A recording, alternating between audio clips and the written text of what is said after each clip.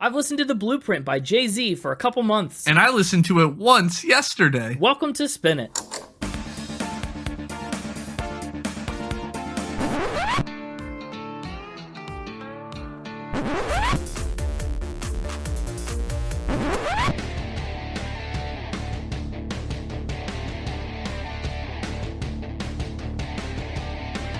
Hello, everybody, and welcome back to Spin It, the record ranking podcast for people who would rather be listening to music. I'm James, and with me, Connor. Wait, did we do the intro? Yeah. Did you say how long you've been listening to it? I missed that. Yeah, I said a couple months. Oh, completely missed you saying that somehow. I don't know if Discord cut it out or I just was zoned. I don't know. I wasn't doing anything. I'm just sitting here. And all of a sudden I heard you go into the normal beginning of episode spiel and I didn't hear you do the opening. I was like, wait, what's happening? Well, it's weird that you didn't hear me do the opening because you responded. I listened once yesterday just like you always do. Did I? Yeah. Oh. I see what you're doing there. I was about to say, for a second I thought I actually said you gaslit me into thinking I said it. I went, what? Yes, that's Connor, and this week we are talking about Jay-Z, discovering more in the year of discovery. Woo! I'll be honest, I'm excited for this episode. I was already apprehensive about bringing you this album, but after the last couple weeks, I don't know. I hope we don't propel ourselves to another year of vengeance. Why? Well, I don't know. You just, you gave Craig Finn a lower score. Traveler had all that back half bloat. Neutral Milk Hotel was eccentric. I feel like we're going 4 albums in a row that are swings and misses, maybe, from you in the year of discovery. It's the year of discovery. We're discovering things. We're discovering things. Exactly. Are you discovering Jay-Z for the first time? No. Not the first time. Yeah. Yeah, you've heard his voice, as early as episode 3 when we talked about My Beautiful Dark Twisted Fantasy. But he's also been a feature on a couple other albums we've done. Mm-hmm. He's come up a few times. Sure has. Several times, I feel like. Yeah, just a lot. Just in talks. He gave a speech that maybe we talked about at 2 Grammys ago. Oh, no, this past Grammys, we definitely talked about him also, I think, of him drinking out of his gramophone, even though the Grammys own it. Yep. I feel like he's come up a few times. But here's what I want to know. Okay, maybe I can provide you with the knowledge. Well, we spent all this time talking about Jay-Z. I want to know when we're going to talk about J-A through Y. Oh, no, we skipped straight to Jay-Z. We're not talking about all the other ones. Sorry to say. Complete the whole alphabet. That'd be wild. Which J would you be? I know which J I would be. I feel like I'd be JJ. Oh, that's a decent one. Yeah, I think that's pretty good. And it matches my first letter of my name. Yeah. I also thought about JC, but then I thought of JC I can never pronounce his last name. Shazay from NSYNC. Yeah, Shazay, that's it. I thought of that close to the Backstreet Man himself. And then I thought of a way better one. I think, I'm a bit of a jokester, a fool. Yeah. So I think I'd be JK. Oh, that is really good. Yeah. I like that. No, he went straight to Jay-Z. Shawn Carter did, and we'll talk about why in a little bit, but he did skip J-A through J-Y. Foreshadowing. You gotta foreshadow. You can't just give everything right at the top. Can't just backshadow. That's when I tell you everything I just told you at the end. That's kind of what Final Spin is. Backshadowing. But yes, today we're talking about hip-hop's first billionaire, Jay-Z, H.O.V., J-H-O.V.A. He's got a million nicknames. That is who we're talking about. And there's a ton out there about Jay-Z that we just can't fit into an episode. So if you're interested in Jay-Z, do some digging. Go find more. Go discover. I'm commissioning you, sending you off to go discover in the year of discovery. You have been given a quest. A quest. Your Jay-Z quest. Here's another little thing that I think is true. I believe this is the first time we're completing a pair of episodes about a husband and wife duo. Whoa, yeah. We talked about Beyoncé back in episode 96, and here, a little while later, we made it to Jay-Z. Can he get the Couples Goals Spin It Award? Yeah, I think he gets a couple goals Spin It Award. Sure. Does Beyonce get one too?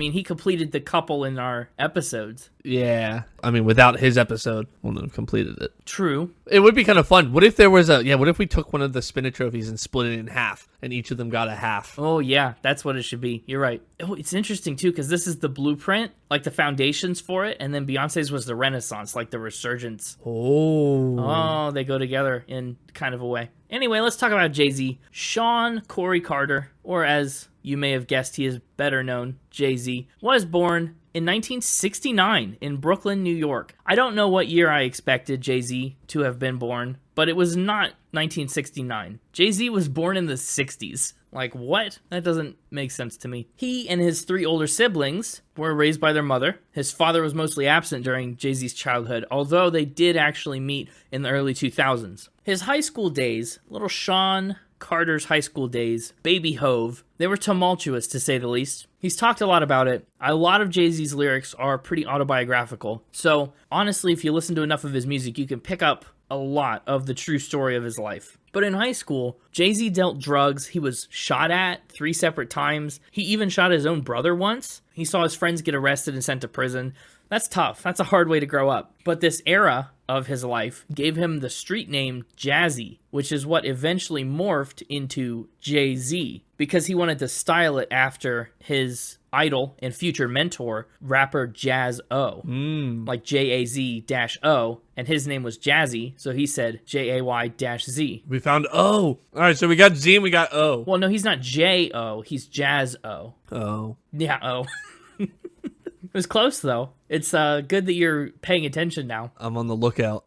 I think Jay-Z is a great name. Honestly, what a pseudonym. What a stage name. It's a good name. It just kind of works. Carter actually dropped out of high school in his sophomore year, and he found his way into the world of hip-hop. He was always really inspired by soul music, and his family would gather around and listen to especially Donny Hathaway and Marvin Gaye. He really liked them a lot. He said, "I'm into music that has soul in it, whether it be rap, R&B, pop music, whatever. As long as I can feel their soul through the wax, that's what I really listen to." And in fact, that holds true on the Blueprint. You'll hear plenty of soul samples and soul-sounding original music right here on the Blueprint. But really, Hov listened and continues to listen to everything. He has always wanted to be on top of the game, so he has to stay in the know. He has to know what other people are doing so he can do things better. Jay-Z actually got himself featured on a couple of Jaz-O's records from the late 1980s, and he undertook a few high-profile rap battles with big names like LL Cool J before he appeared on the track Show and Prove, a posse cut from Big Daddy Kane's record that also features the likes of Wu-Tang Clan's ODB. We might have talked about Show and Prove on our Wu-Tang episode, but I'm not entirely sure about that. Don't fact check me. But also go listen to the Wu-Tang Clan episode 117 if you're interested in that facet of hip-hop. But Jay-Z is on Show and Prove with 6 other rappers, obviously with names like ODB on it. It's got a lot of ears on it. Some people kind of thought of him as Big Daddy Kane's hype man, but both of them kind of saw it differently. Big Daddy Kane said, "When I would leave the stage to go change outfits, I would bring out Jay-Z and Positive K and let them freestyle till I came back to the stage." So he kind of wasn't a hype man so much as he was like a show filler, I guess, but not a hype man, his own entity doing his own thing. Jay-Z's first official solo single, called In My Lifetime, came out in 1995. At that point, he still wasn't signed to a label, so he would actually burn his own CDs and sell them out of his car for a while. He actually decided to go in with Damon Dame Dash and Kareem Biggs Burke to start a record label of his own, the now very famous Rockefeller Records. Maybe you've heard of it. If you've listened to the Blueprint, you've heard Jay-Z talk about Rockefeller Records, 8 dozen times already. He mentions it a lot. Only 8 dozen? It comes up. Oh. Yeah, he mentions it a lot. And he spells it R-O-C. He says Rockefeller about 1 million times. I mean, if you're making your own record label and you're making a record as high profile as the Blueprint, shout yourself out. Sure, get eyes on it. But yeah, Rockefeller Records, when you hear that name, you think Jay-Z. And when you hear Jay-Z, you think of this episode of Spin It, but then you think of Rockefeller Records. It's true. Maybe we should see how many times we can say Rockefeller Records in the episode. Just to match him on this. See if we can do it more in one episode than he does on the album. Ooh. I like that idea, but I think we should do it on an episode that isn't Jay-Z. Oh, really? Why? Well, just so he can't get credit for it. He gets credit for it either way. He started the record label. Yeah, but he already gets credit for how much he says it. And then if we, say it the same amount, he can be like, yeah, but you said it on my episode. So if we're really wanting to beat him. Plus, it feels a little easy to match him on his episode where we would naturally be saying it a lot. Saying what a lot? Rockefeller. Not Rockefeller, like the tycoons. Rockefeller. Rockefeller. Yeah. Whether we try and do it more on another episode or not, I'm pretty sure this one's at least going to set a current record for us. So maybe in the future. Who knows? We'll see. Fair enough. But it was on Rockefeller Records It's going to get so annoying if we do it. Anyway, it was on that label. He would release his debut album called Reasonable Doubt, which was bolstered by the presence of producers DJ Premier and DJ Clark Kent. Somehow, I think he may be DJ Superman, but it even has features from the legendary Notorious B.I.G. and Mary J. Blige. Reasonable Doubt would actually go on to be Rolling Stone's 248th greatest album of all time, and it peaked at number 23 on the Billboard 200. Pretty strong for a fairly underground debut. His next several records continued to perform and produced a bunch of hits like Hard Knock Life. Have you heard Hard Knock Life, by the way? His song? Yeah, like his song. Yeah. Really? Yeah. I wasn't sure if you had. Uh-huh. The one that's like based off of Annie? Yeah. I honestly hate it. I think it's a monstrosity. It feels like two things that should never be together, Frankenstein together. I mean, it's a Hard Knock Life is a great song. I just don't know. It catches me off guard every time. How do you know that? I'm an enigma. I guess so. In the year of discovery, but not for that. Anyway, he does that. He does Can I Get A? ... He's also working with big names like Sean Combs, Swiss Beats, Mariah Carey, Pharrell Williams, and a lot more. By his fifth record, The Dynasty, Rock La Familia, ROC, like Rockefeller Records, he would meet Bink and the Neptunes, and more importantly, Kanye West. We talked about Bink on the Kanye West episode, and I remember because it's the first time I ever heard the name Bink. Take notes. But yes, he did meet Kanye. Kanye needs to take notes. Kanye, his fingerprint is all over hip-hop from this era. And in some ways, that's interesting and cool, and in some ways, that's a little unfortunate. But his fingerprint is definitely on the blueprint. So we'll see how you felt about that. His prints on the print. Yeah, he's got prints on the print. Nice.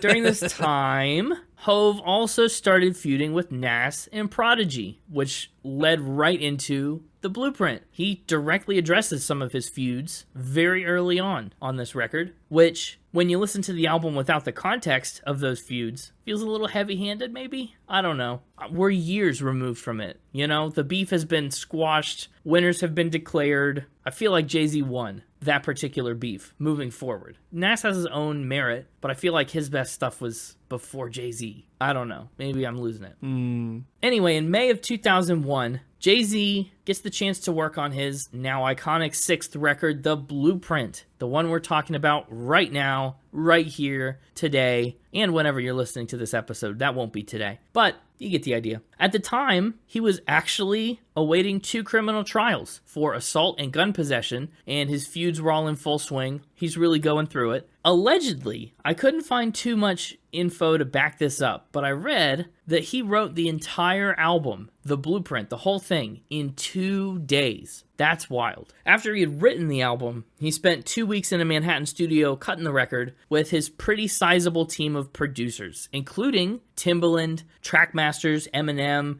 Kanye. They were really, again, heavily influenced by soul and R&B music, and so they interpolated and sampled a lot of that into the record, and I think it works really well. I mean, we've talked about like Wu-Tang Clan with their movie interpolated hip-hop, and we've done A Tribe Called Quest with their jazz hip-hop, and we've done Kanye with his pop music sampled hip-hop. Jay-Z, I like it. It's so different because it's soul hip-hop, and everything's just got a little different flavor. That's why I think this is a good discovery pick. I'm trying to find rap that you go for. That's not like, I mean, we did Wiz Khalifa and his like synthy pop rap, and that one got a 9. That's been my best rap attempt so far. So, I don't know, I'm just trying to poke the flashlight more places around the genre and see what sparks with you. I'll find something. Someday, somehow. If we're lucky. But all that soul sampling and stuff, I mean, The Blueprint is credited with spurring a resurgence of sampling in hip-hop. It kind of went through a dry spell where a lot of records didn't have a lot of sampling, and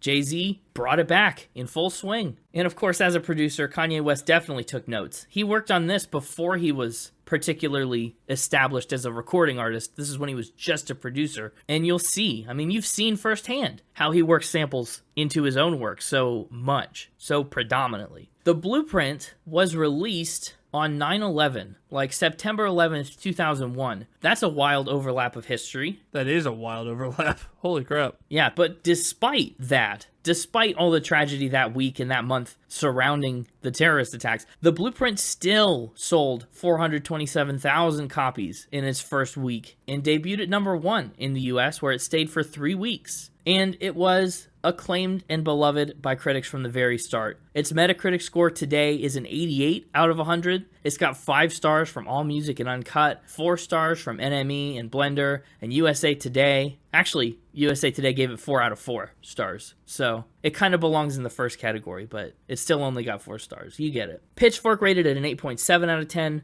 Rolling Stone, probably the most critical out of everyone so far, they gave The Blueprint a 3.5 star rating. The Blueprint also earned a very rare 5 mic rating from The Source. They called The Blueprint the defining moment of Jay-Z's career. And it ended up ranking in the top 10 on 3 significant Best of 2001 lists. Nice. In 2003, at the end of the year, when The Blueprint was just 2 years old, Rolling Stone actually came around on their little 3.5 star rating, and they decided that The Blueprint was the number 464th greatest album of all time. And it's only moved up and aged like fine wine. In 2012, they revised the list and sent The Blueprint skyrocketing another 200 places to 252. Most recently in 2020, it made its way all the way up to number 50. Oh, wow. I know. It's aging like fine wine. That's what I'm saying. 17 years, 414 spots. It's jumped up. By this rate, next year it'll be -7 or whatever. And, just the other month, in 2024, Apple Music ranked it number 13 of their 100 best albums. So it's still a very relevant piece of work, even though it's a couple decades removed from its creation. And its legacy, of course, continues to grow, just like its list of awards. It's gone 3 times platinum in the US, platinum in Canada, gold in the United Kingdom. In 2019, it was preserved in the Library of Congress's National Recording Registry. It's been a minute since we've talked about that. Yeah, it has. We should keep track every year of what gets added. We should. That'd be fun. What if we did like bonus content on what got added to the National Recording Registry this year? Ooh. It's a good idea. Add it to the Spin It Good Idea list. Since The Blueprint, Jay-Z has obviously become a little bit of an icon. Who's he? Jay-Z. Shawn Carter. Never heard of him. You may know him as the husband of Beyoncé. Oh, of course. That's another angle we could take. Yes, since The Blueprint, Beyoncé's husband has become an icon. He's released 7 more solo studio albums since then, including 2 direct sequels to The Blueprint, bringing his career total to 13. Jay-Z's most recent record was 444 in 2017. 444. Yeah, it's 7 years old now. You're 7 years old. I was at one point in my life for about 12 months, yeah. Think about when this podcast is 7 years old. It's not that far away. We're closer to that than 1 now. Yeah, we've become closer to 7 than we are to 0. Which is crazy. It really is. In addition to all his solo albums, Jay-Z's also put out 5 collaborative records with R. Kelly twice before that was a thing you shouldn't have done. He's also put out records with Linkin Park, Kanye West, and of course, he released Everything Is Love with his longtime wife, Beyoncé. Did you know that Beyoncé's husband is married to Beyoncé? Had no idea. That's crazy. I know. Well, of course, we talked about it, I think, a little bit in our Beyoncé episode, but they met back when she was in Destiny's Child. She was 18. It's your destiny. Yeah. I can't believe you didn't say that at all in the Beyoncé episode. Yeah. It's the one line I remember from Finding Dory. And that's probably just because you say it so much. I do say it a lot. Beyoncé was 18 when they met, and they started dating when she was 19. So she and Jay-Z have been together for more than 21 years at this point. I also really, really love that there was a period in time where he was able to say, "This is my fiancée, Beyoncé." How cool. How fun. That is pretty fun, honestly. I know. And she could say, "This is my fiancé, Jay-Z." Way less cool. Now, you see, that's why he should have been J.A. My fiance, J.A. Mm. It's a little cooler. Still not as good as Fiancée Beyoncé. No, that's unbeatable. Also, with the success of Jay-Z, Rockefeller Records has thrived. In 2004, he also became the president of Def Jam Recordings. I think we've talked about, it's impossible that we haven't talked about Def Jam Recordings a few times as well. But as you could probably imagine, and as the Mixtaper is probably gearing up to tell us, Jay-Z's had the opportunity to do almost everything and work with almost anyone. He's worked with A Tribe Called Quest's Q-Tip, Justin Timberlake. You remember the song Suit and Tie, right? Remember when that was huge? Never heard of it. You've never heard of Suit and Tie? I genuinely don't know if you're saying that ironically. I'm bad at song titles, to be fair, so I also don't know. if I'm genuine or not. Oh, maybe you'd know it if you heard it. It was from his 2020 album that came out in like 2015 or whenever. 2014? No idea. Well, Jay-Z was on that. And if you heard that song, you heard Jay-Z. He's also worked with Coldplay, U2, Rihanna, many, many more. He's headlined a ton of music festivals, including Glastonbury, for which he actually caught some flack from the band Oasis. Oasis was upset that it was a rapper and not like rock music or whatever. And he responded by sarcastically opening his set with a cover of Wonderwall. Did it make him mad? They said maybe. Apart from music, Jay-Z's other business ventures include clothing, like his own brand Rock-A-Wear, named after his record label Rockefeller Records, and a historic endorsement deal with Reebok. He's got his own brand of champagne, which he invested a whopping $200 million into. Sad you knew that. Well, it is a little sad, but I mean, this isn't Drake champagne, okay? Nobody knows about the Drake champagne. This is Jay-Z champagne. Everybody knows about Jay-Z champagne. Jay-Z champagne is really reminding me of J.C. Chazé, now that I say it, and now that you mentioned him earlier. Same.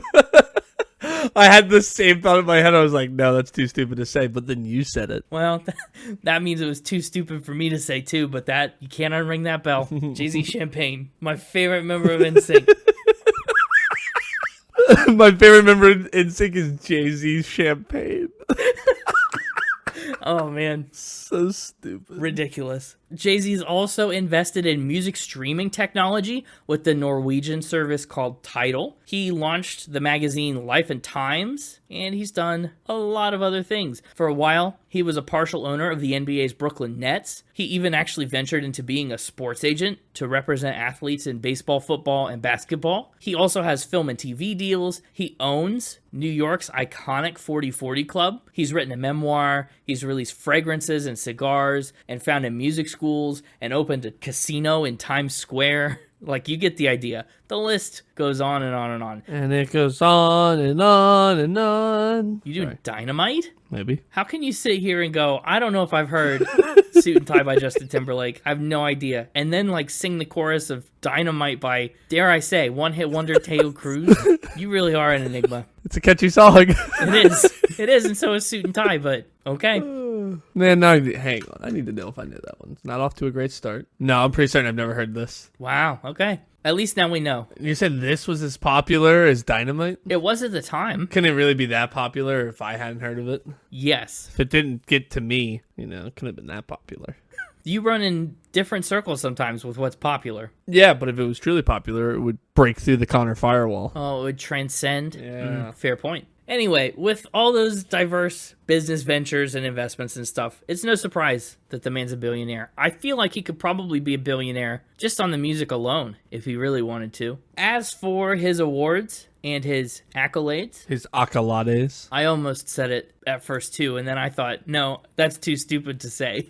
And then you said it. Jay-Z has won a staggering 275 major awards on a staggering 577 nominations. Jay-Z has earned 3 American Music Awards on 7 nominations. He's won 6 Billboard Music Awards on 26 nominations, 25 BET Hip Hop Awards on 65 nominations. He's got 1 Sports Emmy and 2 Primetime Emmys. One is because he was actually the producer for that iconic Super Bowl halftime show in 2022. He won the Primetime Emmy for Outstanding Variety Special live for that. And at some point, Jay-Z was nominated for a Tony. I don't know much about that, but Wild. yeah, he's got the EGT of an EGOT. Jay-Z has won 24 Grammys on 88 nominations, making him one of the most nominated artists in Grammy history. Of course, right now he's tied for the most nominations of all time with none other than his wife, Beyoncé herself. She's got more wins than he does, though. But you know what that means? I mean, that means they are the couple with the most Grammy nominations ever. Nobody can even touch that. Couple goals. Right, I know. The people that are in second place for most Grammy nominations could get married and still not even be the couple with the most Grammy nominations. That is how math works. Yeah, I know. I just want to prove that I know how math works. I know sometimes I make the people doubt that. In 2017, Jay-Z became the first rapper inducted into the Songwriters Hall of Fame. He was inducted into the Rock and Roll Hall of Fame in 2021 alongside LL Cool J, and he was even installed as a Nigerian chieftain for his work with the United Nations and Water for Life. You said Nigerian, and I immediately went to Prince. No, he wasn't a Nigerian prince. He was a Nigerian chieftain. Does he have $1 million he wants to give me, but can't until I send him money instead? No, but hey, Jay-Z, if you do want to send me $1 million, let me know. I can make that happen. I might accept it. I might. Maybe. I might say yes. We'll see. Anyway, there are a million other awards. You get it. The list is already long, and it would be even longer if I kept going. That is how lists work. I know. Other trivia tidbits, little bits of tid. Ooh, haven't had a good bit of tid. Yeah. Jay-Z is also the founder of the Shawn Carter Foundation, which you may have guessed as it bears his name, but it helps students with socioeconomic hardships attend college. He's also done a lot of philanthropy for everything from global water shortages to Hurricane Katrina relief to police brutality to COVID pandemic relief. He gives a lot back. He makes a lot of money, but he gives a lot back. That's nice. In 2023, Jay-Z and Beyoncé moved into a Malibu mansion that cost $200 million. Apparently, that set a record for the most expensive residence ever sold in the state of California. $200 million. That's crazy. I know. I mean, it's a ton of money. It's almost $250 million. That's what I'm saying. That is 20% of his billionaire status that he just dropped on a home. Yeah, that's true. Like, but I mean, look at the dual income situation here, okay? yeah, that's why you gotta get married in today's economy. You know, you gotta get that dual income. Yeah, marry rich. Jay-Z took that advice. Beyonce took that advice. You gotta find somebody to have that dual income. Really lightens the load. That's right. It really lightens it if that dual income comes from Jay-Z or Beyonce. Yeah.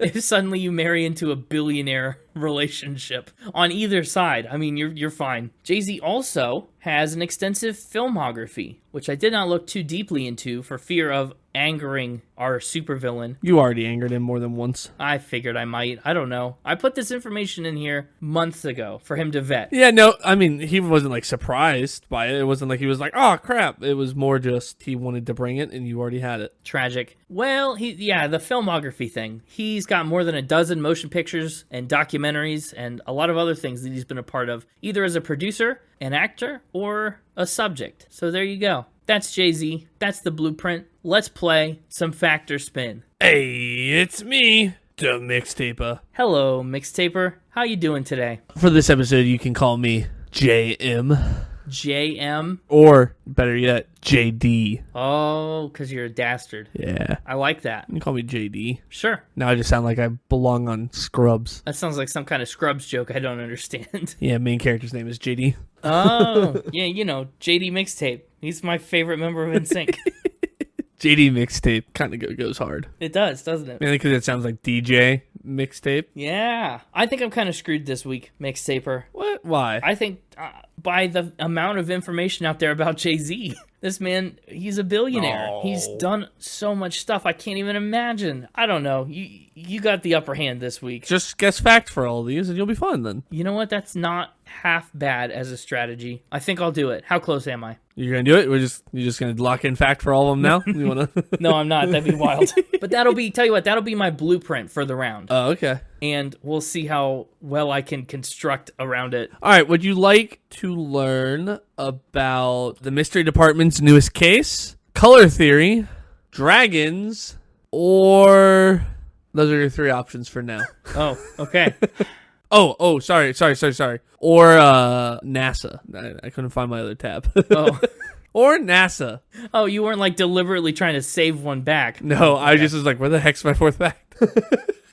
Let's start off with dragons. That sounds wild. Sure. They all kind of a little wild, you know? I assume so. Not like he used to fax Kanye West. Yeah. He bought his fiancée, Beyoncé, a dragon egg. A dragon egg? Yeah. Also, for legal purposes, they were already married at the time. I just wanted to say fiancé, Beyoncé. You and Connor had so much fun saying it. Oh. I just wanted to be a part of it. You just wanted to get in on it. Yeah. Okay. So that's not going to make this a spin. Correct. Once you get the details, it would be obviously a spin if if it was still when she was his fiancé.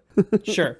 Well, so yeah, what's the details? When did he do this? It means it's probably a wedding anniversary gift, right? He did this sometime around 2015. 2015. Okay. Why? She wanted it. Oh, yeah. Jay-Z, I want it too. What does she want? What is the dragon egg in question? Is it like... Oh, just one of the super detailed faux dragon eggs used on the set of HBO's Game of Thrones. Stop. Oh, we're right back to the Game of Thrones facts. We're right back to Game of Thrones. So he bought an actual, like, series-used prop? Supposedly. Supposedly. Yeah, well, I'm always honest about it. I only had one source. Oh. I'm always honest when I don't have corroborating witnesses. Yeah, this doesn't sound like a thing many people would, like, care about. Yeah. Or write or comment a lot about. No, they were very... Yeah.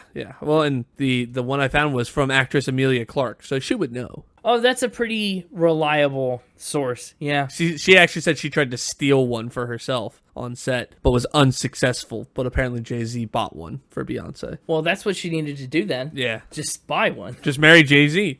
Well, so how much did he spend on this dragon egg? Oh, well, I mean, for that kind of information, we're going to have to play everybody's second favorite game show. Guess that dollar amount. Uh-huh. I mean, this is a thing I can't possibly guess yet. Tell me more about what the egg looks like or is made out of. Ooh, sure. How it was used in the show. I need a little more context. Well, they're a big part of... Ooh, you're testing my knowledge of Game of Thrones. It's been a while since I've seen those earlier seasons. Well, the feeling is mutual. They are a big part of the early season. She has them, and she eventually hatches them, and then they're little babies. Dragons are, like, extinct in that world, or so they thought, except for those 3 eggs. Oh. Here they are. Ooh, scaly. That'd be weird. Here's a slightly...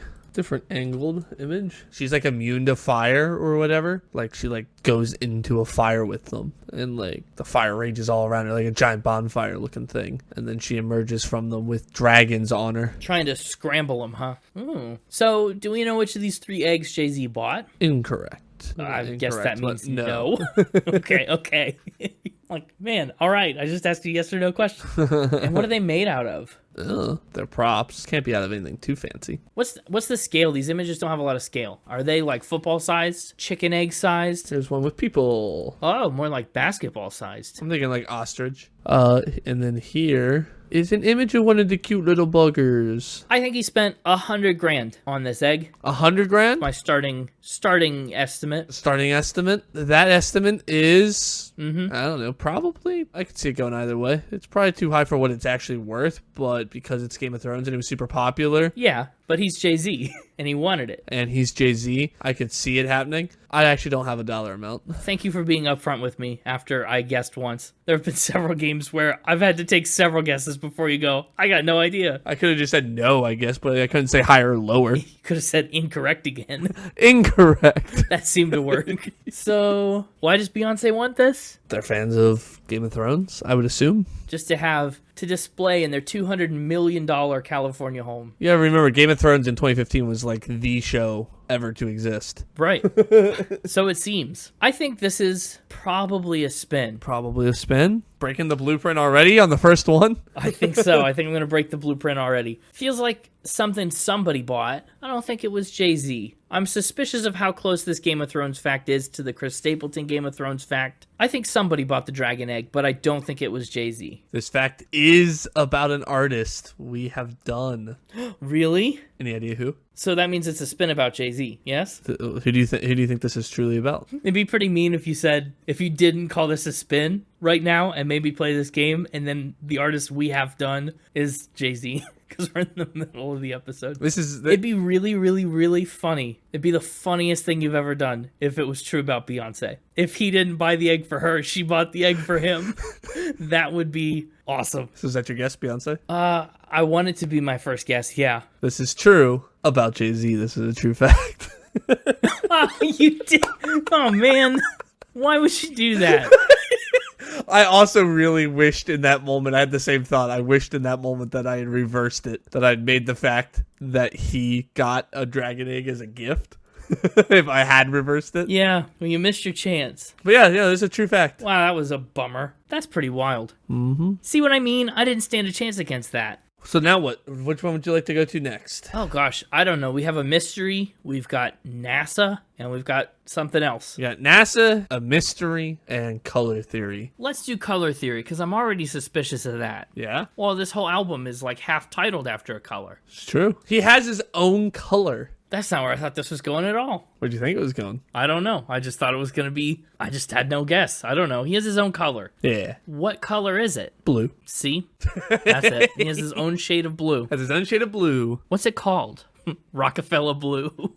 Does it have a name? Not one I could find. Oh, he has an unnamed color? I don't know if it has an official name other than Jay-Z's Blue. Oh, it's just called Jay-Z's Blue? I don't know. I can't find it referred to as anything else. I get descriptions for it all the time of what shade it is, but not like an official name. Do you have like a hex code? What's the... I don't think it's released. I don't think the hex code is released.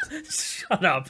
Shut up. Jay-Z has an unnamed, unreleased color? Well, Hey man, can't look at this. The color's not out yet. yeah, I mean, I don't. It's his own exclusive color. He spent tens of thousands of dollars for them to create a hue just for him. That's not unheard of. I know a lot of big name brands do that. Like McDonald's has their own red, or Yeah, a lot of sports teams have very specific it's like that, but for a person.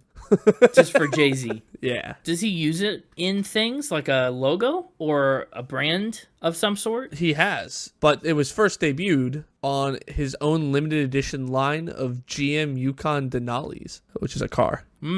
Yes, I know GM, but if you took that little 2-letter acronym away, I would have had no idea that was a car. So probably good that you clarified. I think this is probably true. Well, you haven't even had me describe the color yet. What are you doing locking it in? Well, you said blue. I feel like that does describe the color a little bit, but if you have a richer, I do have a richer. a more robust description, Yeah, it's described as. paint me a picture. It's described as a pearly blue with platinum dust. Oh, that seems to match the kind of blue that's like the cover of the album. You also didn't ask when this happened. When did this happen? In 2007.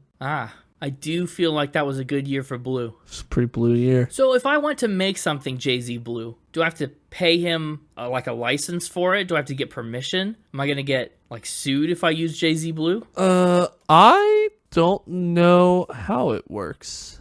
It was created by Pantone. Okay, so probably to some degree they own a little bit of it. They're the color standards company. So it's like their thing to... Pantone LLC is an American limited liability company headquartered in, not going to try to pronounce that, New Jersey, and best known for its Pantone matching system, a proprietary color space used in a variety of industries, notably graphic design, fashion design, product design, printing, and manufacturing, and supporting the management of color from design to production in physical and digital formats among coated and uncoated materials, cotton, polyester, nylon, and plastics. So they have like their own proprietary color system for how they do it. Sure.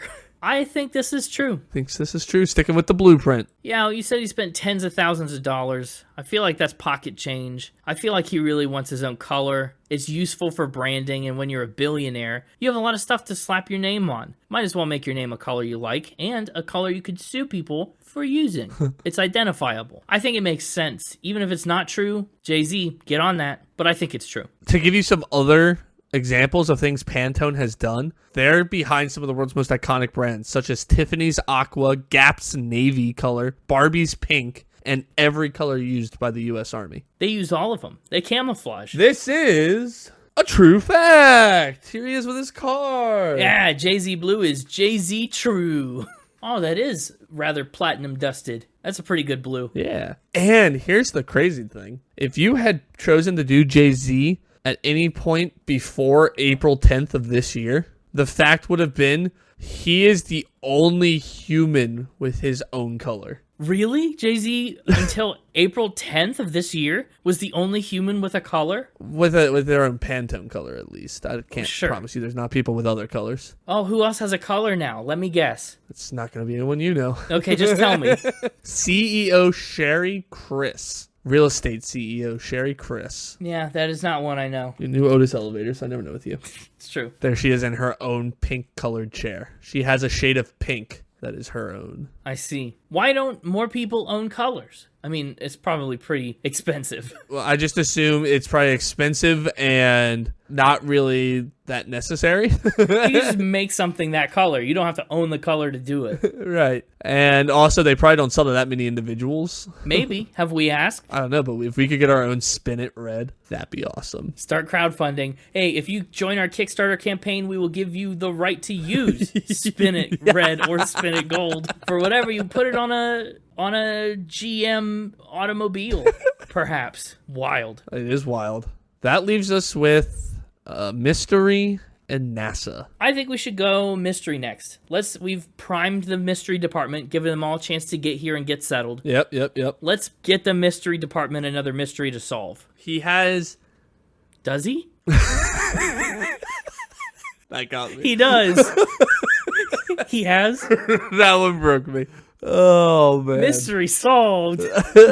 He has a potentially secret guest vocalist on one of his songs. Really? How do we end up at potentially secret? Well, people think they know who it is. There's some people who have come out and said who it is, who were close to the project, but others have also said it's not that person. So that's where the mystery department needs to come in and just, I found contradicting information. So I'll turn it over to the mystery department to determine whether or not it is correct. Right. Well, what's the song? It's a song on this album. On this album? Which one? Girls, Girls, Girls. Okay. And who's the guest vocalist? Uncredited on the track is supposedly Michael Jackson. Oh, really? That's interesting. I mean, the Jackson 5 gets sampled to heck and back. This isn't a sample. But this is him. Yeah, this is it, as Michael Jackson would say.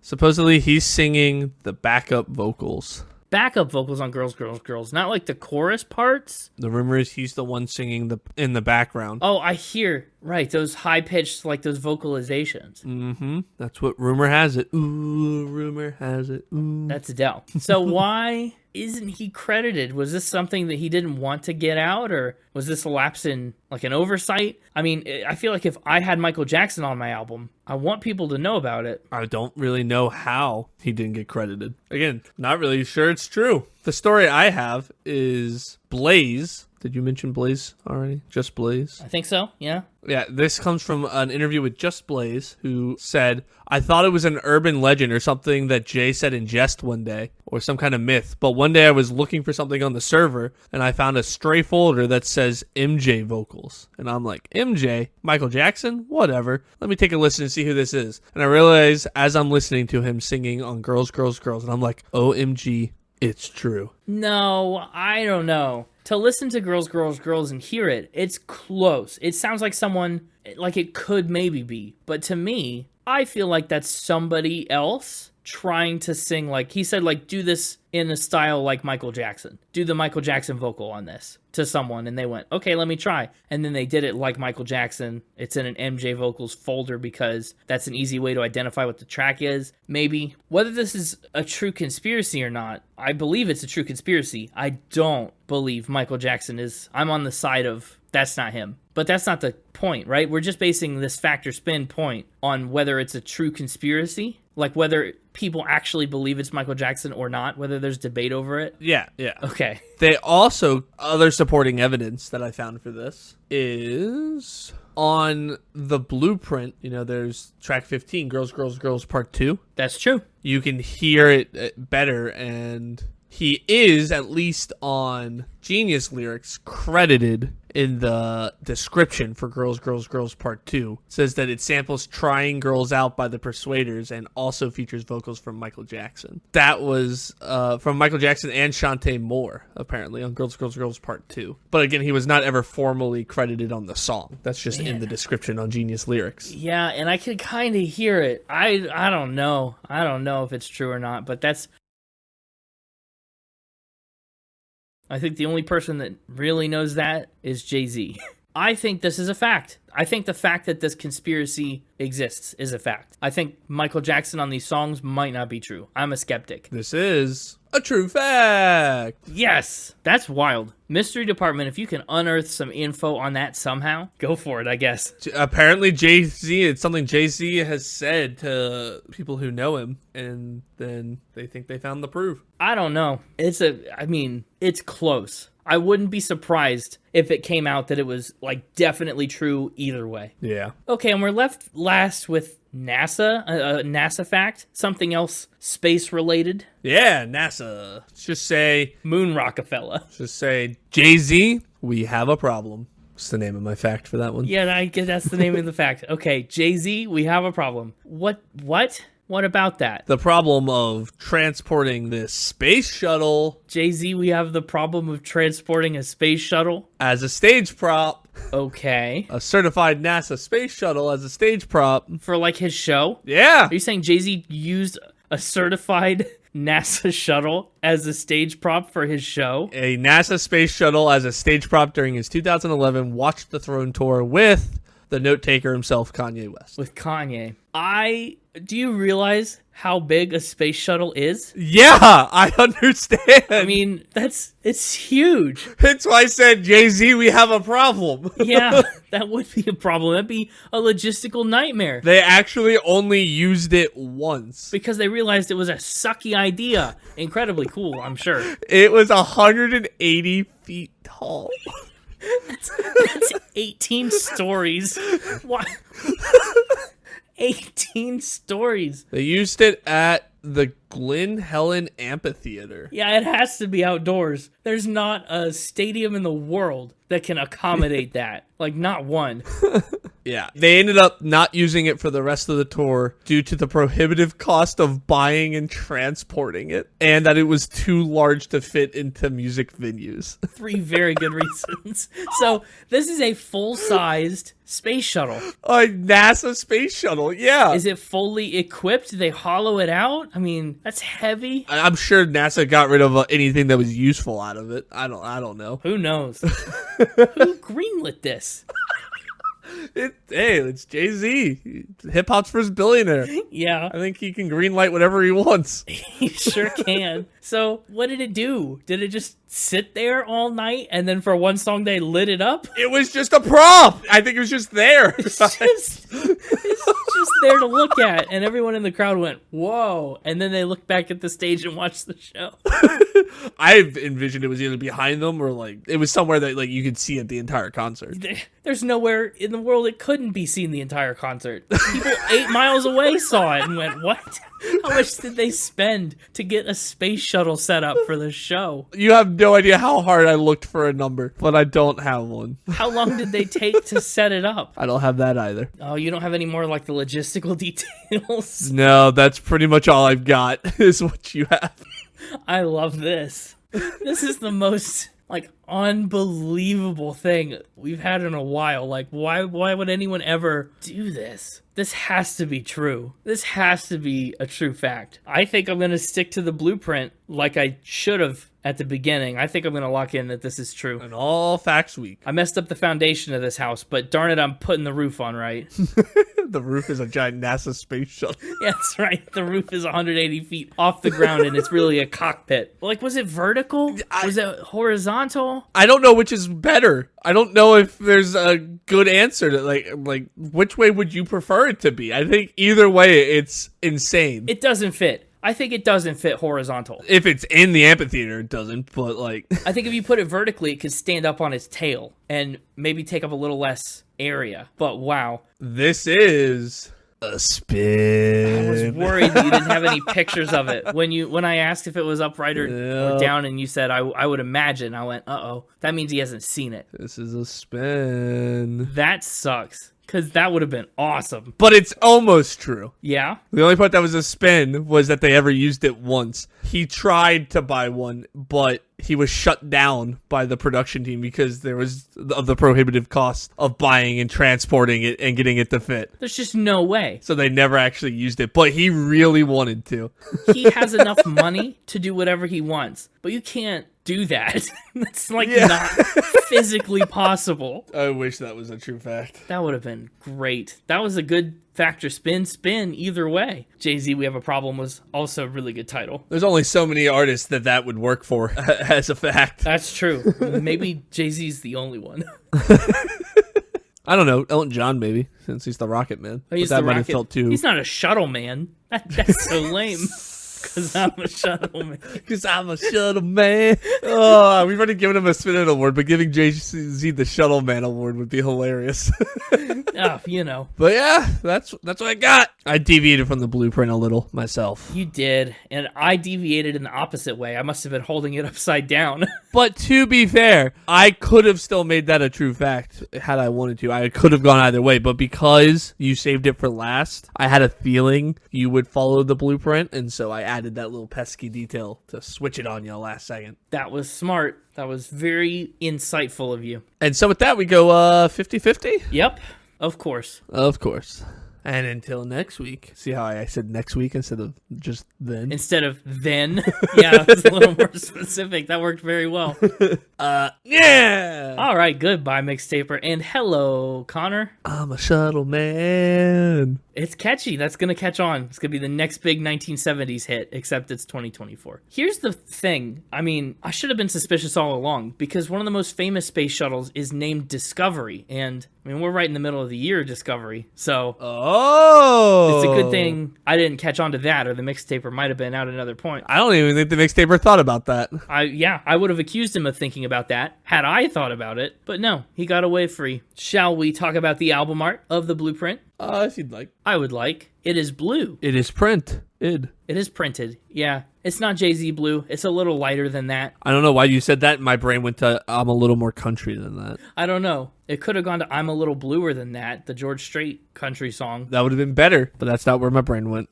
I think it would have combined both worlds. Or was it Alan Jackson? It's Alan Jackson. Sorry, I said George Strait and it was Alan Jackson. Well, you said George Strait and I questioned it. But then I went, no, I'm never going to be right about something like that. It was on your Alan Jackson album. I was like, why do I know that song? I was like, I'm never going to be right about something like that in a contest against James. I won't say anything. I must be wrong. So I will just be wrong about it. Yeah.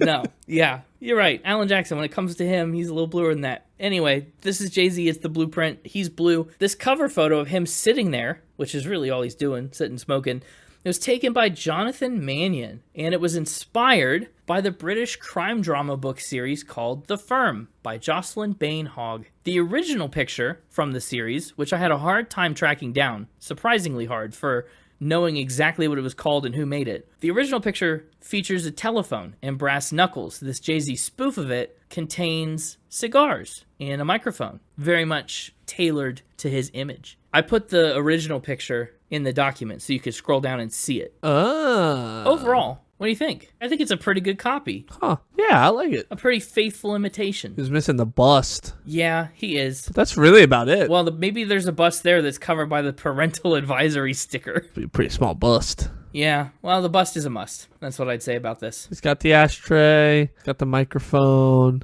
Just missing the brass knuckles as well. Yeah, he could probably have included... Well, I think it's cool to substitute out the brass knuckles for the more thematically appropriate cigar end cutter. I don't know the technical term, but I know that's what it is. And hey, we're missing the guy sitting in the chair. Where's that guy at? The guy in the chair. Where'd all those people standing? Good question. Well, he's got all the people standing. Look at all those shoes on the right side of the album cover. Well, no. I'm saying the people standing aren't in the original photo. Yeah, they are. Oh. You just can't see it because the formatting is strange. Well, now I've done it. You know how Word documents format images. They don't. Oh, there are shoes there. Wow. Yeah, it's a pretty faithful adaptation. I think it's virtually the same picture. Good reference. But with that, shall we dive in? The Blueprint, the version you'll find on streaming services, has 15 songs on it. The original release has 13. We're going to talk about a dozen. Sure. Heck yeah. Up first, The Ruler is back. So you had some experience with Jay-Z, right, going into this. You said you knew him and you had heard the Hard Knock Life stuff. What did you expect to hit play on his album? And did this meet that expectation? exceed, not live up to, underperform? Oh, here's a fun thing the Mixtaper cut from Factor Spin.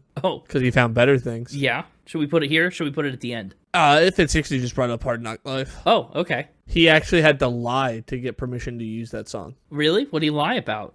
He told Charles Strauss, the composer, that he'd seen the musical on Broadway as a child and had written a competition-winning essay on it at school. That's a big lie. That's wild. Anyway, yeah, you'd heard A Hard Knock Life. You knew some Jay-Z. You pressed play on his album for the first time. Yeah, it met my expectations. Okay. I've been waiting to do Jay-Z, actually. Really? Yeah, Jay-Z is probably in a very exclusive club of rappers that I know I don't mind. Really? Yeah. What about him don't you mind? What's the difference? Not all of his songs hit. Sure. And I don't know if I'd ever go seeking him out just because rap's not my thing. Sure. But he is one that I have one friend specifically who's very big into Jay-Z. And so I've heard a lot of his stuff and it's grown on me over time. Okay. I was saving that for now when you asked earlier how I knew. Got it. So you've got a little bit of like exposure to Jay-Z then. You've grown familiar over time. What's it called when you're more likely to have an illness, predisposed or whatever? You're more likely to have an illness? I don't know. Is that right? Yeah, I guess you're predisposed. Yeah. Predisposed refers to having an inclination or tendency towards a specified condition or behavior. So yeah, I was right. I feel good. Good. Great. I didn't want to tell you though. I felt like that was cheating. Like when you're always like, I'm looking for an artist that you're gonna like. I didn't want to like tell you pick Jay-Z. I wanted you to get there naturally. No, I did get there naturally, and this is the first time hearing of it, and I mean, maybe set to be pleasantly surprised by that then. That's a huge discovery for me in the year of discovery. Shocking. The Ruler's Back I thought you might like a little more, because it's got a lot of big horn parts, a lot of really bold brass interjections. I do like The Ruler's Back. Yeah. Uh-huh. Bump, bump, bump, bum. that beat is so good. It is. He's also got a good voice for the rap style. He does. It doesn't bother me as much. Yeah, even though he doesn't sing quite as much as Wiz Khalifa tried to do, I really do like the tone of his voice. And like he doesn't forget about the music just for the sake of trying to rap as fast as he can. No. Like he raps at a beat that makes sense, is intelligible, and make sure he's got the support. I think that's what a lot of rappers miss because they're rapping so fast and or don't know anything about music. Want to highlight their vocals and kind of just leave themselves flat instrumentally. It's that same issue I have when like certain people try to like go falsetto or go too high up the octave but then don't give themselves any support under it, and I complain it sounds airy. Yeah. It's like that but for like the entire genre. Like if you don't have the music to back you up, I'm not gonna like it. Yeah, that makes sense. And I mean, that's the thing that he's very cognizant of. Which is why it really is a little surprising that I didn't like Kanye, since his was very over the top musically. It was. Thinking to some of those. But his production, his over-the-top musicality, it's like the opposite of what he does with his vocals. They were disjointed. Right. He had this over-the-top production of instruments and sounds that just didn't match what he was singing or rapping about at all. Okay, well, so maybe this is a good blend then, where we take Kanye's over-the-top production kind of style and integrate it with someone who's more supported vocally, who has a better flow. And I think, honestly... You're all over it. Yeah. Plus, I also like the color blue, so we have that in common. Yeah, you're both blue fans. Blue boys is what we call ourselves. You're just a crew of blue men, like a blue man crew of sorts. We're the blue crew. We're the blue crew. Oh, okay. We went to a different place with that. I saw my joke through to a logical conclusion. You got off a stop early. The blue crew. Yeah, I like it. I think Jay-Z also with his lyrics does a lot more with syllables. Bum, bum, bum, bum, bum. Sorry. I think Kanye focused a lot on clever wordplay, whereas Jay-Z focuses on putting words together that sound good back to back. It's not wordplay. It's not like puns necessarily. Hey, there's a lot of rappers out there trying to sound like Jay-Z, all right? It's true. There are. And none of them can do it. He's the only one. One thing that did annoy me just a teeny bit, but I got over it just as quickly. Yeah. Was the shortening of very to ver. Yeah. That one really just, I was like, why? Like, come on. Like, I understand why, because syllables and flow know the words as you were just talking about. But I was just like, come on.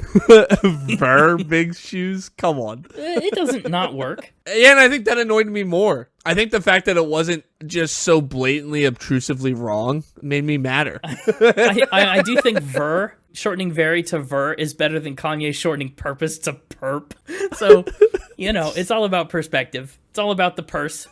One thing I really like about The Ruler's Back is that he starts by shouting out everyone who's purchased the CD. Because, it's not a single, right? So the only way you're going to hear this track is if you've bought the CD in ye olden days of 2001. So he says, we appreciate your purchase. You're about to witness my thoughts, right or wrong. He kind of breaks the fourth wall and lets us into this world that he's about to dig into for us in a way that's really cool, talking directly to the audience like that. You don't see that a lot, and it doesn't exactly work anymore now that we stream it for free, but still. Yeah. The other thing that kind of was I wish he had done this kind of note, and the way he did it isn't bad, it's just I was a little sad that it didn't happen, is when I heard the line, off we go, let the trumpets blow, I really wanted him to throw in the little bum, bum, bum, bum flare. Yeah, a little trumpet. But he didn't. He saved it. He saved it a couple lines until after the ruler's back, and then he hits it with the bum, bum, bum, bum. Like, I get it. You want the signal, like, with the ruler's back. I understand. Yeah, like a trumpet announcing, heralding his return. Right. I know. It's just, I heard off we go, let the trumpets blow, and my brain was immediately like, give me that flare, and then it didn't. No. And I was just a little sad about it. But I got over it quickly. Yeah. And how could you not get over it quickly with lines so brilliant as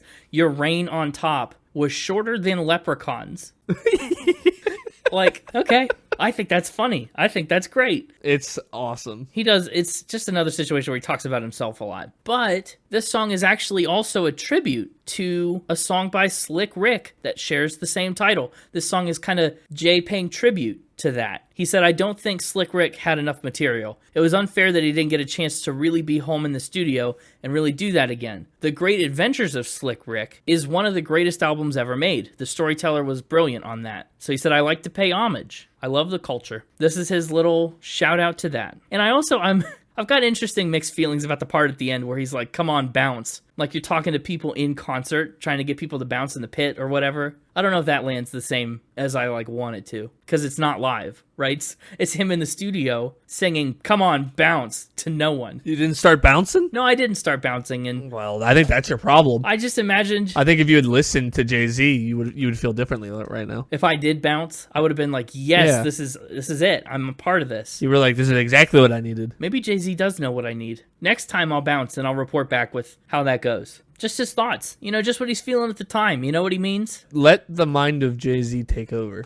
Let the mind of Jay-Z take over. Yeah, you know it. Takeover is track 2. This, I believe, is the first track Jay-Z actually released where he publicly addressed his feud with Nas. And, that's about all he does in this song. A large chunk of the lyrics of Takeover are devoted to dissing other rappers, airing that right at the beginning of this album. On Takeover, he said, for me, it was like a sport, these rap feuds were. He said, I respected the dude lyrically. I feel like I'm on top of my game. I don't feel like you could compare his career to my career. But he said feuds and rap beefs, he said it just pushes everybody to sharpen their skills. That's what rap is about. It's a competitive sport. And he comes to compete right here on Takeover. It's pretty brutal. It's a takedown is what Takeover is. He straight up enumerates. He counts through Nas's albums and he says, oh, you only release 4 in 10 years? Cut them in half. That means you release an album every 2 years. 2 of them were terrible. You only put out 1 good album over the last decade. And how can you say you're the best if that's what you're doing? Shots fired.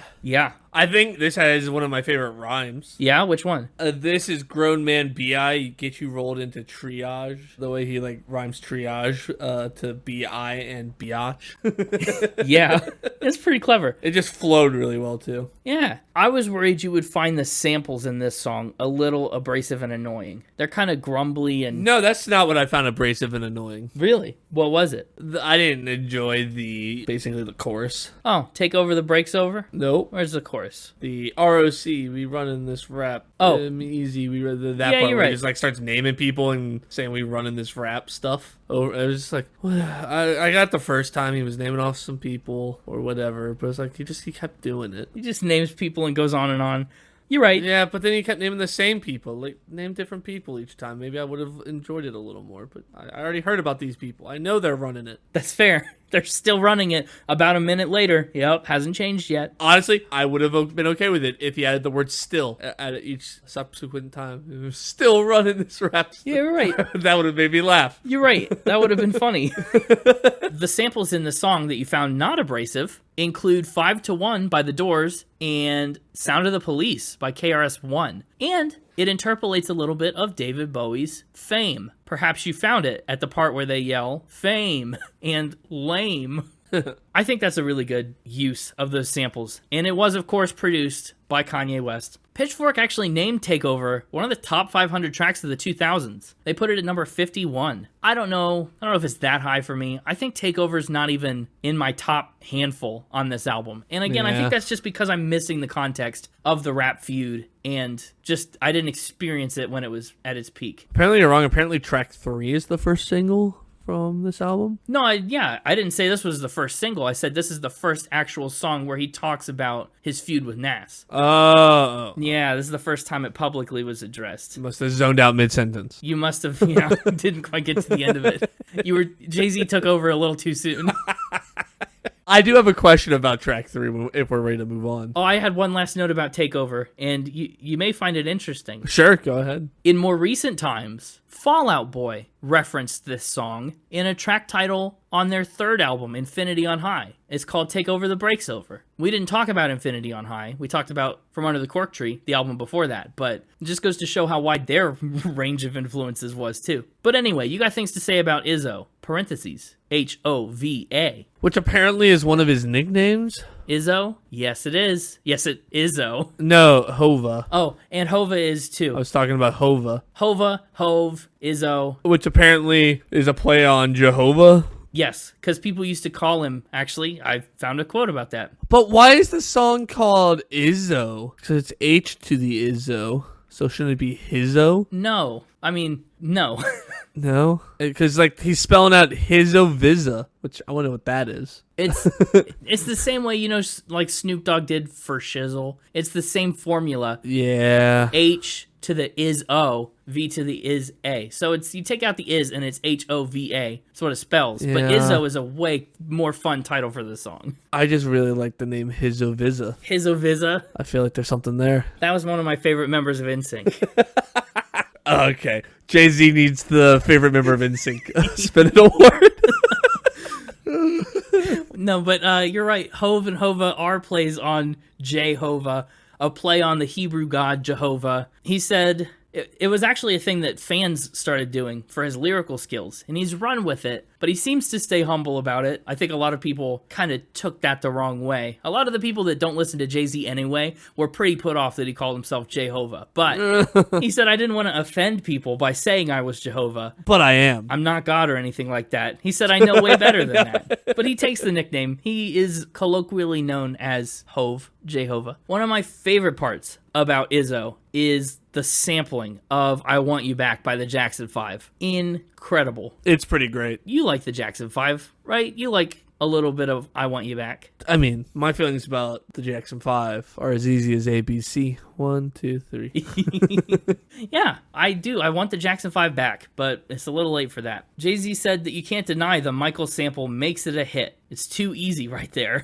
And it is too easy. I mean, this is maybe the most famous song on the album. It's close. It reached number 8 on the Hot 100, and Izzo was Jay-Z's first ever top 10 single. So that's a huge marker. It's certified platinum in the US, and he actually premiered it live at the 2001 BET Awards. He made it the album's first single because people loved it so much when he did it live. And even though it was the lead single, it was actually one of the last ones he finished for the album. It was so complicated what he was hearing and trying to do. He couldn't get it right, and he kept tweaking it and messing with it. He said that record was maybe my last one. I was touching it, then I'd leave it alone. He said it was like a process. And the way it finally came together was, drugs. He said, I don't smoke that much. But my man who sold weed came, and he said, just smoke some weed. I smoked some weed, and that's how I finished Izzo. That's what got him there. Also interesting, Jay-Z got sued over this song. Or, well, I think almost sued. I don't know. The singer Demi Ulloa is supposedly the voice on the chorus, but she didn't get compensated and didn't get credit in the liner notes. Apparently, maybe just like Michael Jackson. I was about to say, that seems to be a trend here. Seems to be a theme. That would be evidence supporting that Michael Jackson could be hiding on Girls, Girls, Girls. But they settled out of court sometime around 2004. He did not get sued all the way. But speaking of Girls, Girls, Girls again, maybe we should move on and talk about it. It was the second single from the album. We got 2 Michael features in a row.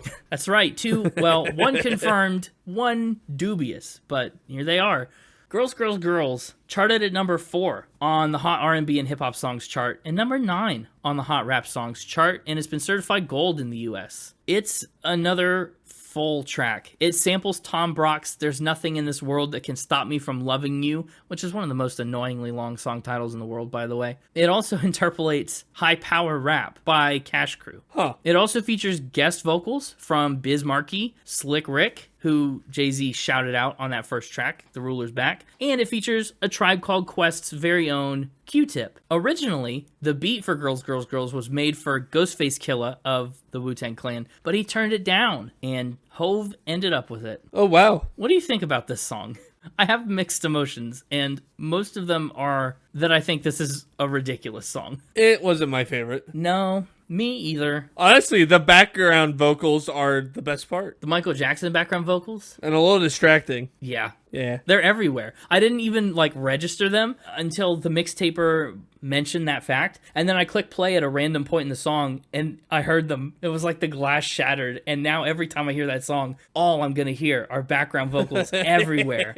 Like, over every line. It's almost too much. And, I mean, pretty much the point of the song is just Jay-Z describing different women that he's interested in and attracted to. And he runs the full gamut of characteristics. This song probably would not do well in 2024. Yeah. He'd have to make some lyrical changes. But I mean, he describes everyone from their nationality to their jobs, like stewardesses, and I don't know. It's okay. I think one of the funniest lines that he's had to work and work and work to get it to fit conceptually into the song, and I feel like he ended up settling for it because he ran out of ideas, is put your number on this paper because I would love to date ya. I think that's so funny. When would you ever say that? It's like the most awkward and clunky way I could ever think of to ask for somebody's phone number. Yeah. Hey, if you're Jay-Z, it probably would work. Well, yeah, that's true. It would. But it doesn't work for me. Your tricks don't work on me, Mr. Z. I'm onto your schemes. Up next, we're kind of going to skip over track 5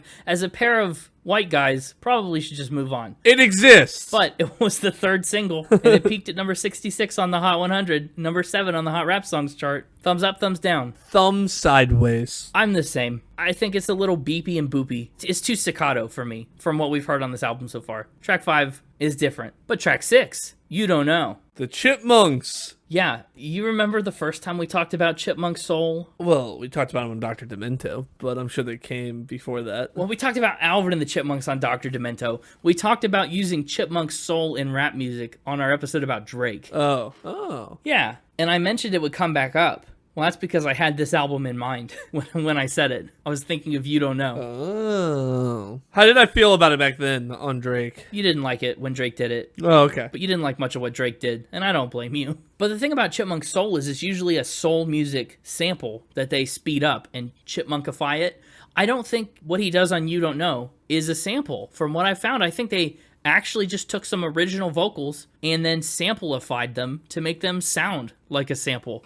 That You Don't Know What You're Doing, I don't think that comes from anything. I think they tailor-made that for this song. Interesting. Yeah, and it's an interesting dynamic, too. It's like someone accusing Jay-Z of not knowing what he's doing, but he just refutes them with evidence of his life and his success and his money, and he clearly does know what he's doing, but it's like he's putting that target on his own back in You Don't Know. But I like that he directly engages with that sample-ish voice. It always says, you don't know what you're doing, and the first time he says, sure I do, and then it accuses him again. You don't know what you're doing. Sure I do. You don't know what you're doing. That's where you're wrong. You don't know what you're doing. put something on it. He's talking to the voices. No, you're right. He's talking to the voices in all of our heads. Jay-Z said that this song was like a heavyweight slugfest, is how he described it, because Kanye was producing and Just was also producing. And so they would listen to what the other person was doing and pop back and forth and try and outdo each other. He said for 3 days, they were just knocking each other out. And at the end, he said, I remember him. I think he's talking about Kanye. He said, I remember Kanye playing that joint. And I was like, oh, that was it. That's how he ended up with You Don't Know. Hov comes back up in the interlude. I am Hov. In everywhere. I'm Hov. There was a line I wrote down that I thought was fun. Okay, what's fun? In verse 4, I sell ice in the winter, I sell fire in hell. Yeah. I'm a hustler, baby. I'll sell water to a whale. No, a well, but a whale. A whale needs air. Whale. Oh, whale is what's on Genius. Whale is wrong. It's well. It's this whale. Sell water to a whale. It doesn't need it. It breathes air. But selling water to a well, that's a feat. Anyone can sell water to a whale. Honestly, I kind of like whale better. I like You Don't Know. Does Chipmunk Soul, did it work better here for you? I don't remember if I asked already. You just asked how it went on Drake, and I said, no, you didn't like it. But I don't think you elaborated on whether it was better. Well, I didn't really like it here either, but I'm gut instinct. I liked it better than Drake's. But that could just be... That's the easiest decision your gut will make all day. Yeah. And up next, track, what are we on, Siete? Hola Hovito. Again, Hov comes back here.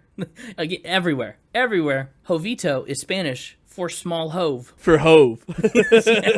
Yeah. Timbaland actually made this beat. Oh, but isn't Ito usually used for small things? Yeah, it's diminutive. So isn't it like Small Hov? Yeah, Little Hov. Lil Hov. Yeah. Hello, Little Hov. That's what this song is. Yes. Up next, track 7, Hello, Small Hov.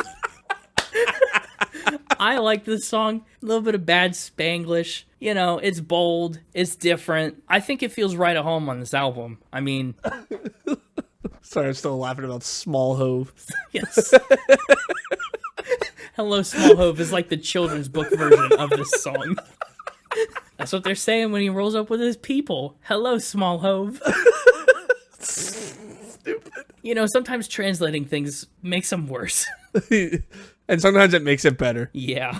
Oh, I do like the line he talks about, I'm the compadre, the Sinatra of my day. Old Blue Eyes, I did it my way. If you're not rolling with Hov, hit the highway. Yeah, it was pretty good. Can't beat it. And I really do like the little refrain. It's not so much a chorus. They just, Hola Hovito. I like that. I like the chorus for this one. Yeah, that's what I'm saying. I think it's better than some of the other songs on this album. I also want to throw a shout out to the way the song opens instrumentally. Oh, yeah. Throw a shout out. I threw it. Did you not catch it? Oh, I didn't catch it. Did you drop my shout out? Sorry. You dropped my shot. You dropped my shout out.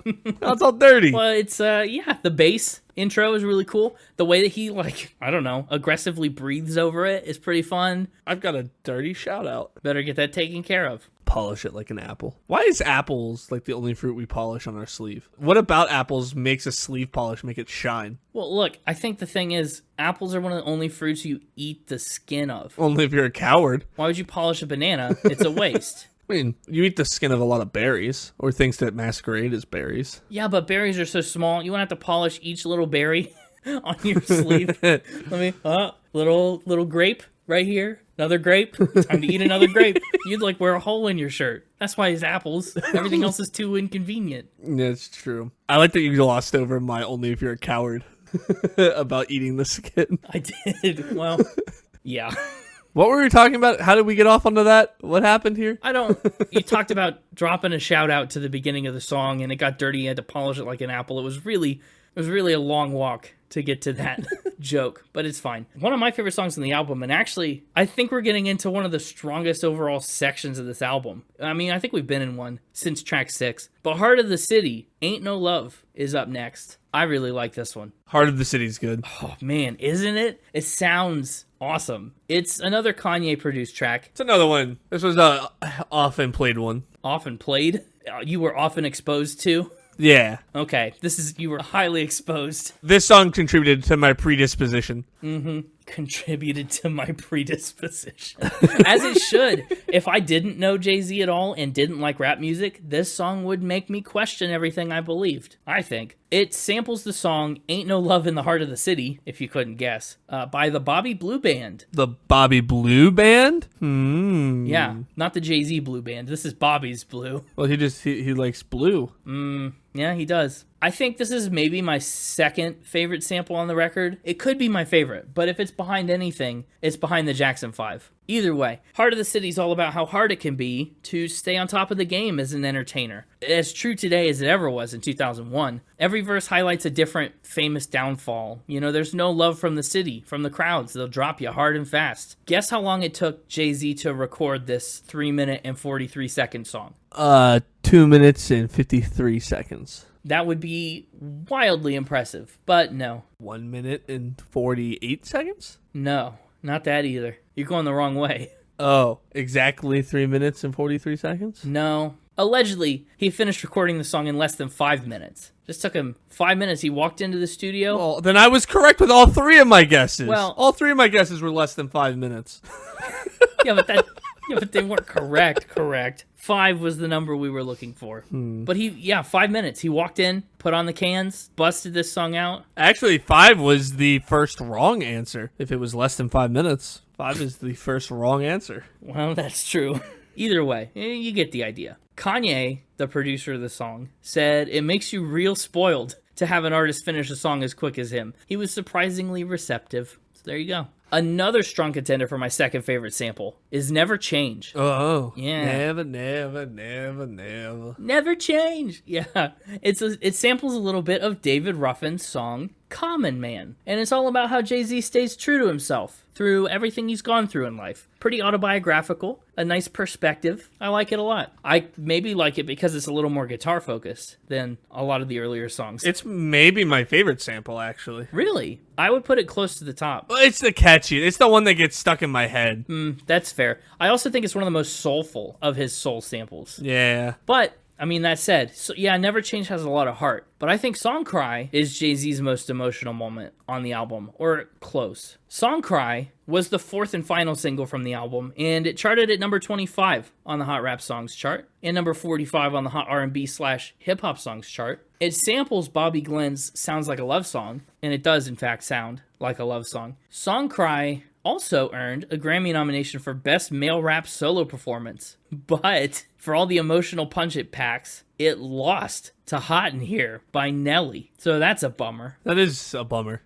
I think Song Cry is great. It was inspired by 3 of Jay-Z's past relationships that he kind of Frankensteined together into one song. He can't cry, can't be seen crying, right? Has to stay visibly emotionally tough. So he lets his emotions come out in the music, and he makes the song cry on his behalf instead. I really think it's clever. What do you think? Is the concept of Song Cry good? Bad? Otherwise? I'd put Song Cry in the middle of the middle of the pack for me. I think same. I mean, musically, I don't come back to it a lot, but I mean, lyrically, conceptually, I think it's one of the stronger tracks. It just depends on what you're in the mood for and how you're judging the song, I guess. Yeah, I guess I wasn't in the mood for it. Fair. Surprisingly. Jay-Z says it's a song about a guy who isn't fully ready to commit, but the girl he's with, he really loves her, and he wants to be with her. So what happens is, she's sick of putting up with his stuff, and she finally moves on into another relationship, and he's crushed. But even after all that, his pride won't allow him to cry. It's a gumbo of a lot of my relationships. I use different emotions from different people or different times. You know what a gumbo is? Like a soup. That's what he said. And I thought that was a very fun and slightly ridiculous quote. Jay-Z also does get noticeably emotional when he performs the song live. So, yeah. Really? Well, it's an emotional song. How did you feel about All I Need? All I need is more of those bongos. Yeah, I know. They're really good. Another strong instrumental opening. We haven't had any tasty bongos in a while. I've missed the tasty bongos. Yeah, well, they're back in spades. And a vibra slap. Man. I think I hear on there. Unique percussion. Ooh. All I Need is a very percussion-heavy song, and I really like it for that. I like the way that it has like a normal rhythm and then gets 3 big hits in the middle of the verses. Pretty cool. It interpolates a little bit of Tupac's song, Me and My Girlfriend. The original song is a gun metaphor that Jay-Z actually does the same way. In verse 2, he calls his 22 Peggy Sue. He says, "That's my girl." Much better use of the gun metaphor than AC/DC was able to pull off way back in the day. I like the high-pitched background vocals on All I Need. I think that adds a lot to the song. Could it be Michael Jackson? No, probably it could not. I guess anything could be at this point. Who knows? What a wild twist. I cannot be sure of anything anymore. Definitely one of the strongest percussion bits on this album. I'm also really curious about your thoughts on Renegade, because... The most popular song on the album! So it is. And while I didn't know that you had exposure to Jay-Z, I have, I believe, heard you say that you know and maybe like Marshall Mathers, also known as Eminem. Yes, Eminem is another one that I have... That's one I have hinted at, that if you were trying to find rap I liked, you could try something in that realm. I didn't think we were quite ready for a full Slim Shady record yet, but we get a little taste here. A single Eminem out of the pack on Renegade. Which color is it? I don't know. You tell me. Red Eminem or green Eminem. Depends on whether you like the song or didn't like the song. Or brown Eminem if it really was crappy.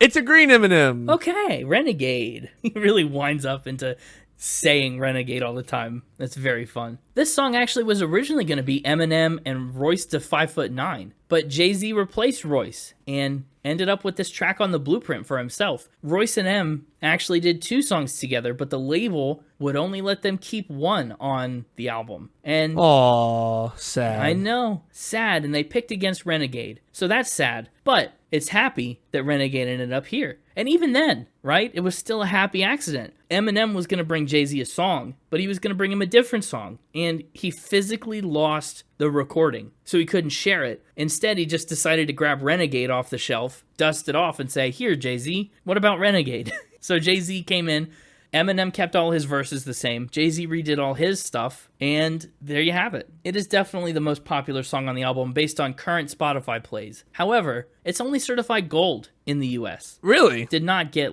certification status. I need to know your opinion here. So, I really like Renegade, before we move on. Oh, I'm not ready to move on yet, but yeah, you really like Renegade. That's good. Oh, okay. I do, but it surprisingly did not make the top 3. Really? Wow. I came into this album expecting it to, and then it just didn't. I was a little shocked. Why do you think that is? Is it like the sample? It's a very interesting instrumental. I don't know. It just... I mean, if I were to have taken extra picks, spoiler alert, I didn't, it would have been what I picked. Okay. Well, I'm curious to get your opinion on this. Some people out there have said that Eminem comes onto this track and shows up Jay-Z on his own album. Whoa. Do you think that's true? Do you think Eminem kind of steals the spotlight here? I think...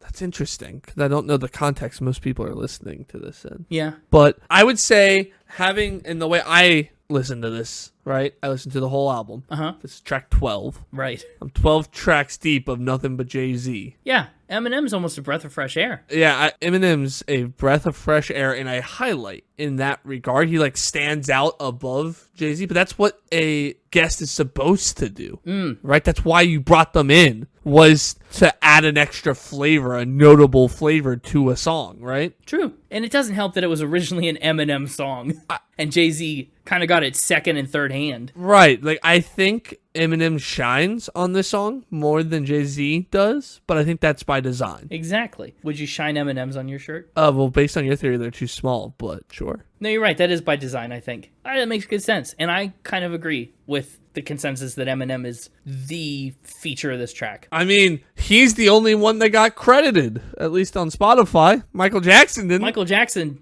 yeah, he still hasn't fully got credit. We don't even know if he's there or not. And if he's not, the other person who is there, by the way, has no credit at all.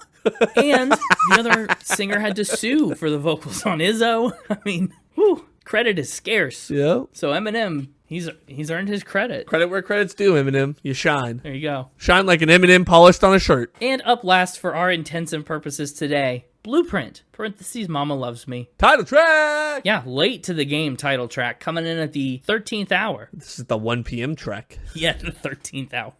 Yeah. It is certified double platinum. It samples the song Free at Last by Al Green. And Blueprint is a tribute to all the people that are in his life that have looked after him and taken care of him and helped him get to where he is now. All the people that contributed to his success. Like us. Like us. Yeah, we have contributed to Jay-Z's success. Go us. When's he going to write a blueprint about us?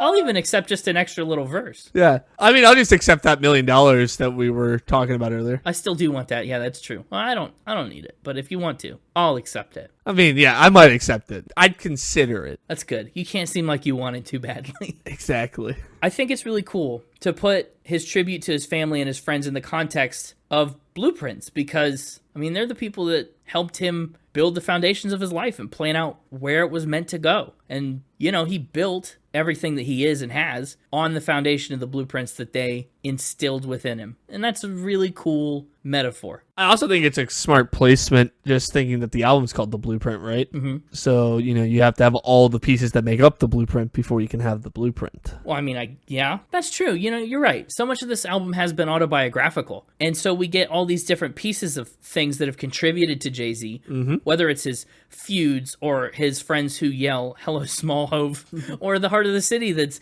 been harsh to him and turned him down from time to time. You know, all the ways that he's had to hold back his pride and make the song cry, or I don't know, just the nicknames he's earned and everything that he's done comes first. And then we get Blueprint where he says, I'm grateful for all that I've been through and all that is. That's cool. You're right. I like that perspective. But that's all I've got to say about the Blueprint, the song and the album. Let's get into Final Spin. Perhaps a final spin of discovery.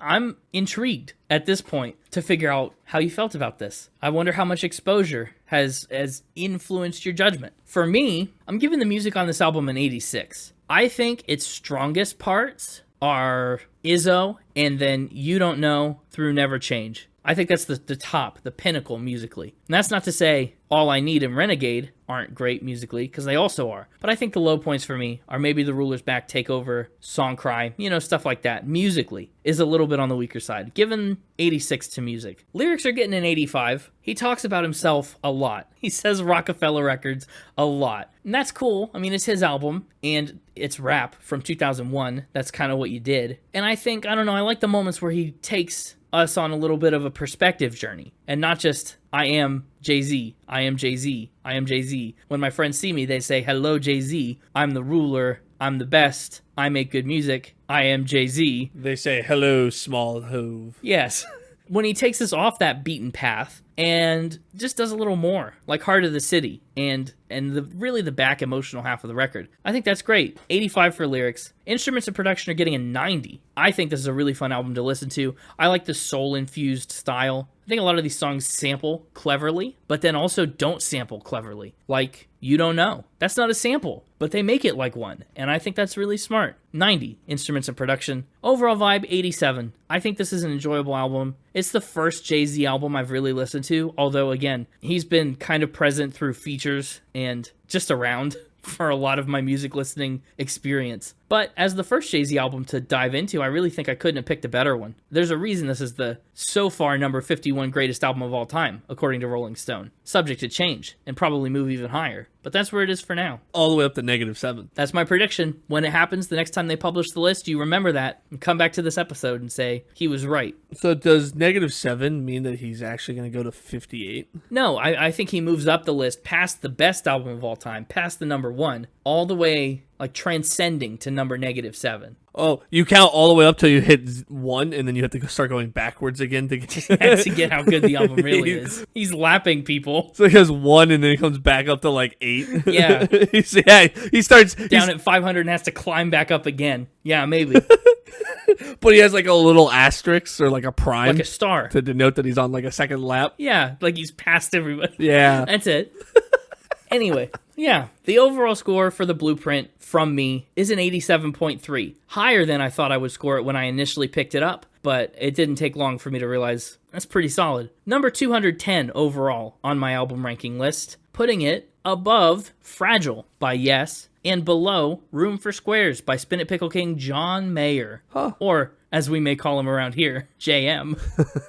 Anyway, what about you? We know you've only got 3 top 3s. JM also would have been a good one for you because it's close to your actual name. Well, it's missing JMs. 2 vowels and a consonant. You're right. JMs. Yo, how's it going, JMs?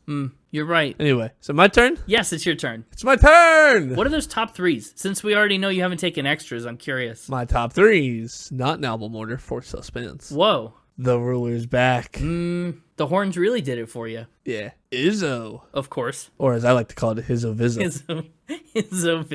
Yeah. Heart of the City. Ain't no love. And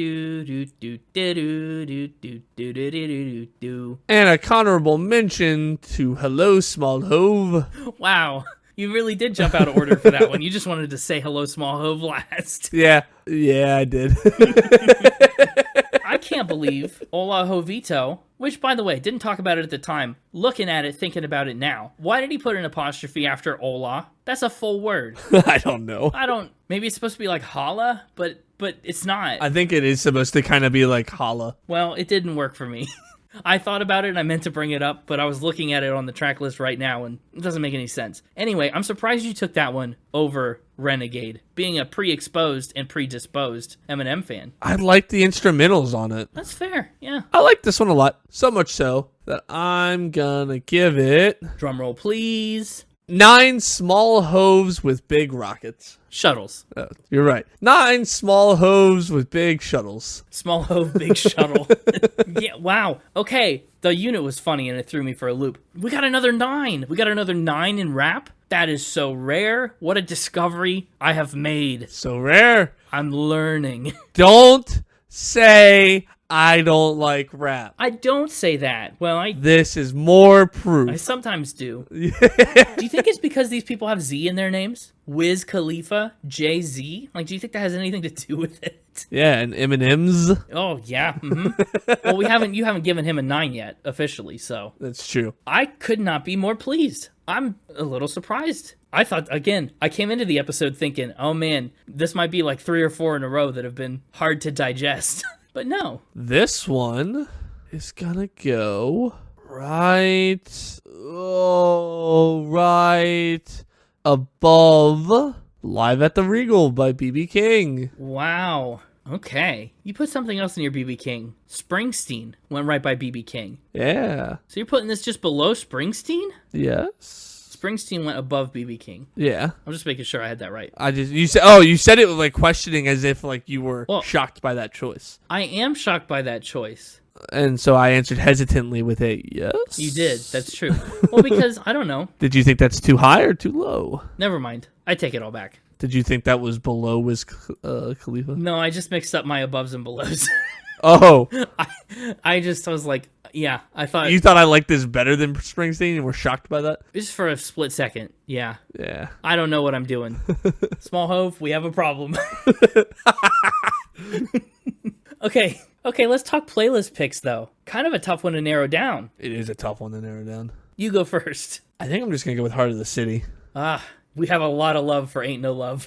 Yeah. Ironic. I think that's fair. That's a good pick. I'm torn between the 2 best samples. You taking Heart of the City, which is great. I'm torn between Izzo and Never Change right now. I'm leaning towards Izzo. You putting H.O.V.A on the playlist? I love it. Yeah, I think I might, because I like the way that Jackson 5 sample is so instantly recognizable and yet totally transformed into something new. I think it's clever, so I will include it. Izzo and Heart of the City. I like it. I like it too. I think that's solid. It's a good pair. Darn right. Hey, that's another episode. Be sure to like and rate 5 stars wherever you get your podcasts. And we'll be back next week for another album. I'll give it a score. Connor will give it a score. You will see whether you agree or disagree with us. It'll be just like this, but with new music. It'll be a good time. You can find us on social media, at Spin It Pod Official on Instagram, at Spin It Pod on X, and everywhere else mostly. Tune in next week to hear Connor say something silly, like this. Memory of elephants. And tell a friend. Tell a friend who you think deserves their own color. Oh,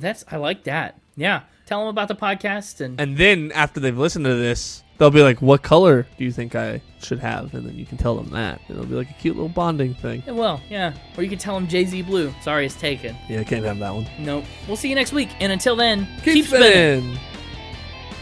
H to the Izzo, V to the... You know, I still don't think we said Rockefeller Records as many times as he does on this album. No. I wasn't trying. Like, we kind of let that bit die because it was going to be annoying. Well... And I don't even think we got close. I didn't let it die. Oh, I let it die. I didn't let it die. I'm planning to do it on a separate one. Oh no. I already told you what my plan was. Should we add Michael Jackson to this episode, but then not credit him for it? Yeah. Where? How? Sneak something in somewhere. Maybe I'll sneak in some of the background vocals from Girls, Girls, Girls, and then we won't even know if Michael Jackson's in our episode. When I sang ABC 1, 2, 3, replace it with him. Nobody will know. No, that's pretty obvious. I feel like that's like the worst way to do it. No. They'll sound exactly alike. Goodbye, Small Hovs. Goodbye, Small Hovs.